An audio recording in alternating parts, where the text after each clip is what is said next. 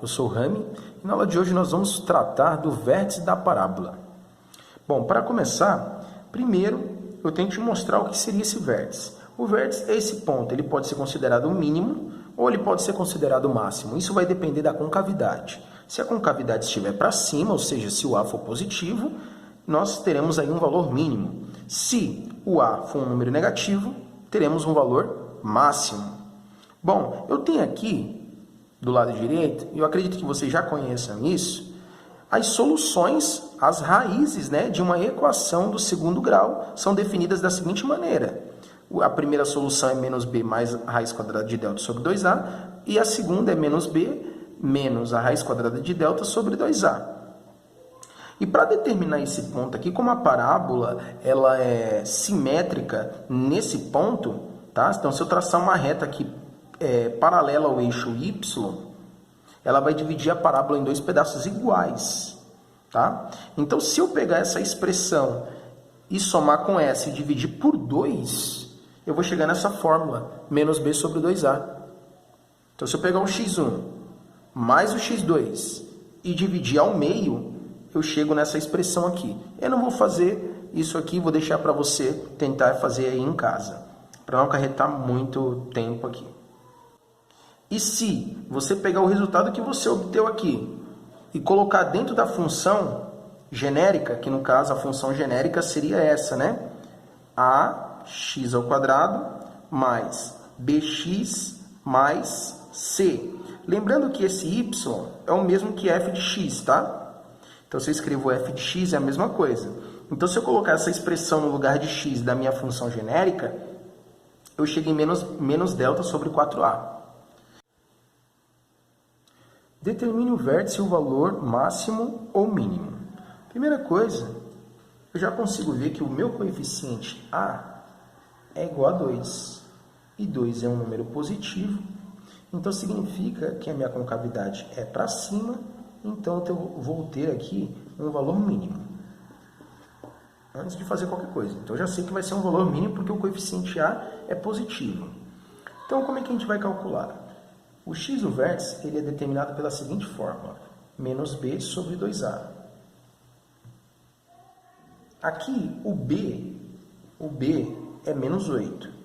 O b é menos 8. Então, substituindo nessa expressão, fica menos da fórmula, abre parênteses, coloco menos 8, sobre 2 vezes o a. Quem é o a? O a é 2. E aqui, menos com menos é mais, dá 8, e 2 vezes 2 é 4. 8 dividido por 4 é 2. Descobri aí o x do vértice. X do vértice. O y do vértice tem aquela fórmula que nós vimos no quadro anterior. É menos delta sobre 4a. Porém, eu não vou utilizar essa fórmula. Por quê? Porque eu não sei o delta. Eu não sei o delta. Se eu soubesse o delta, eu utilizaria, mas eu não sei. Então, professor, o que você vai fazer? Eu vou colocar esse resultado número 2, esse 2 que eu encontrei aqui, eu vou colocar dentro da função.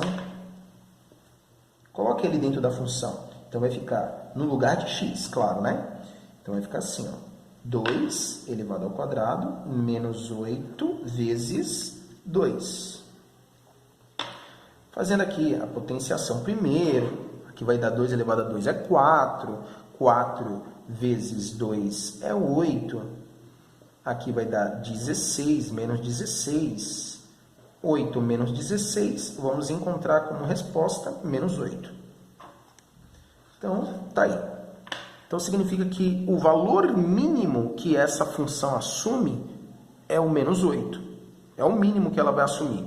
Então, isso significa o seguinte, que a coordenada do vértice, quando o x do vértice é 2, o valor mínimo é o menos 8.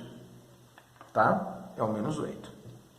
Eu não vou mostrar isso aqui no gráfico agora, porque esse não é o foco nesse momento. É apenas descobrir a coordenada do vértice. Depois a gente vai ver como é que se aplica isso no plano cartesiano. Tá bom? Então vamos lá. Este outro, eu sugiro que você pause o vídeo e tente fazer sozinho. E aí, conseguiu? O A é igual a menos 4. O B, então se é menos 4, é menor que zero. E se é menor que zero, a concavidade é para baixo. E se é para baixo, eu vou ter um ponto máximo. Ponto máximo. Então, já sei que vai ser um ponto máximo. Vamos calcular o x do vértice. É menos b sobre 2a. Professor, mas eu tinha comentado que o x do vértice pode ser determinado pela média aritmética das raízes. Verdade. Mas você tem as raízes? Não. Se você não tem as raízes, meu amigo, você vai ter que utilizar essa fórmula aqui. Tá bom? Então, vai ficar assim. Menos, no lugar do b, eu vou colocar o 4. 4. Sobre 2 vezes o a. Quem é o a? O a é menos 4. Bom, aqui vai ficar menos 4 sobre menos 8. Menos com menos é mais, e simplificando aqui, vai dar 1 sobre 2. Tá? Vai dar meio. O que eu vou fazer agora para descobrir o y do vértice?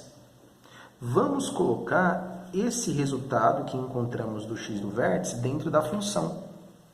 Então, aqui vai ficar meio. Então, onde tiver x na função, nós vamos colocar meio. Meio. Tudo isso aqui elevado ao quadrado. Só posso deixar na forma decimal? Pode. Pode sim. Mas eu optei em deixar aqui em fração. Mais 5. Então, calculando, eu vou continuar aqui embaixo, ó, igual, vai ficar menos 4, 1 ao quadrado é 1, 2 ao quadrado é 4, e esse 4 que está aqui pode cancelar com esse na multiplicação. 4 vezes 1 é 4, e 4 dividido por 2 é 2, é 2. Aqui sobrou menos 1, mais 2, mais 5. Ora, isso dá quanto?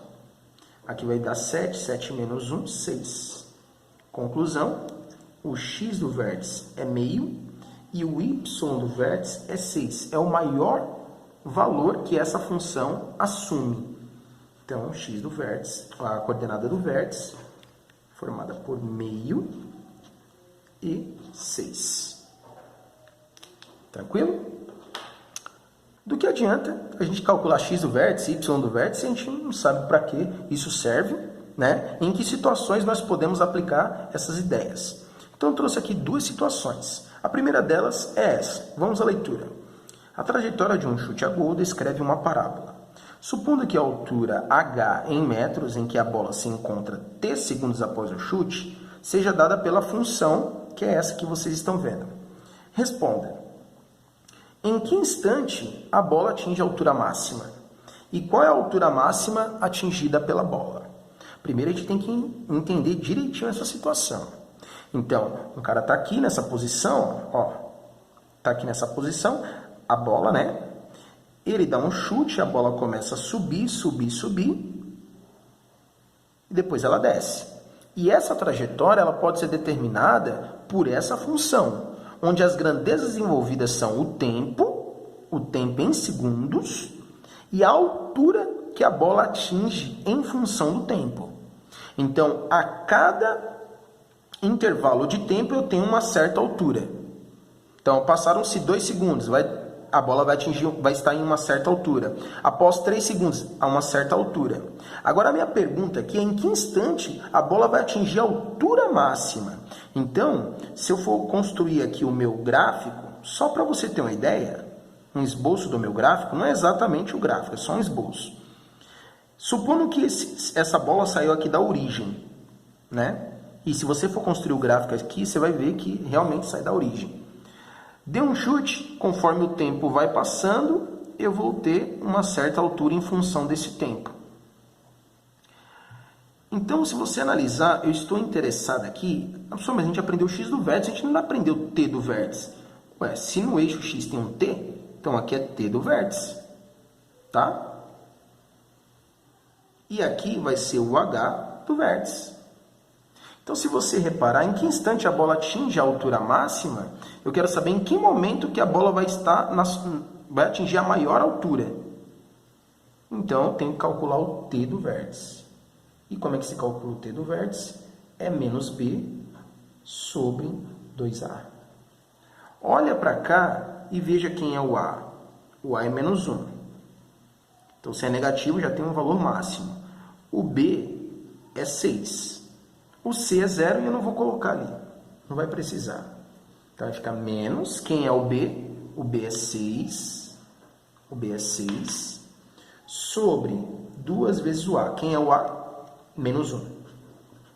Menos 1. Menos 6. Menos 2. Divisão tem que fazer regra de sinais. Menos com menos é mais. E 6 por 2 é 3. 3 o quê? 3 segundos. Então, o cara deu um chute, após 3 segundos ela atinge a altura máxima. Tá? Agora, qual é essa altura máxima? Muito simples, eu pego esse valor de 3, para encontrar o H do vértice, eu vou fazer o seguinte, vou colocar dentro dessa função o valor que eu encontrei, que é 3. Então, no lugar do t, eu vou colocar o 3. Então, vai ficar 3 ao quadrado mais 6 vezes 3. Ora, aqui vai dar 9, então vai dar menos 9, mais 18. E isso aqui vai dar 9. 9 o quê? Metros. Isso significa que após 3 segundos a bola vai atingir a maior altura, que vai ser de 9 metros. E depois ela começa, passando esses 3 segundos, ela começa a cair. Tá ok? Um objeto é atirado para cima da janela situada no alto de um prédio, de 80 metros de altura. Sua velocidade inicial é de 30 metros por segundo.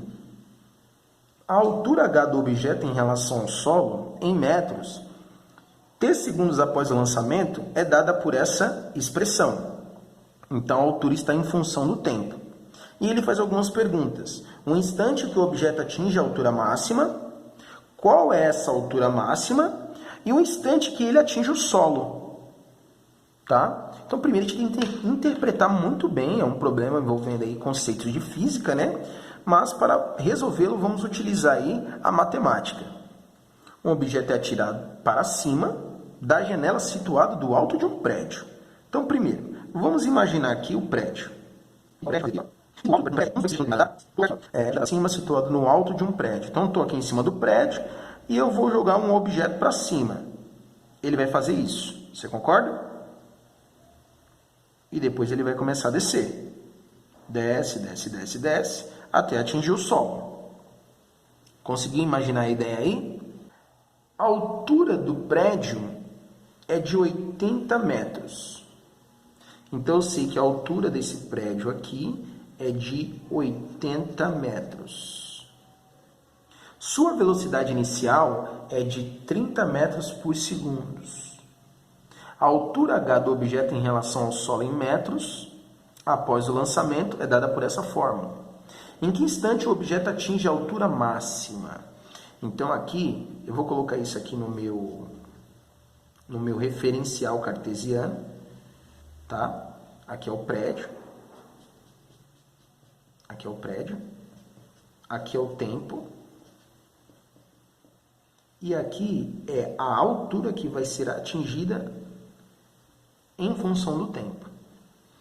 E a minha pergunta é a seguinte: em que instante, em que momento, ou seja, em que t, que a altura vai ser máxima? Vou colocar H de V. Então, basta, nessa primeira questão, calcular o x do vértice, que no caso agora é t do vértice, né? Então, vamos ver quem é o A. Quem é o A? O A é menos 5.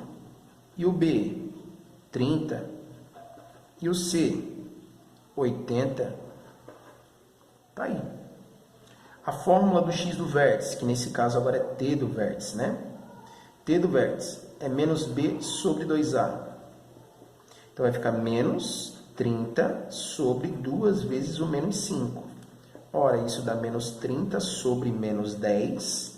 E menos com menos é mais, e 30 por 10 é 3. 3 o quê? Segundos. Foi coincidência, viu, galera, em relação ao problema anterior. 3 segundos. Essa é a resposta para a letra A. Então, após 3 segundos, ele atinge a altura máxima e depois ele começa a cair. Qual é essa altura máxima? É só você colocar o 3 no lugar do t da função. Então vai ficar assim, ó, 3. Então, onde tiver t, eu coloco 3.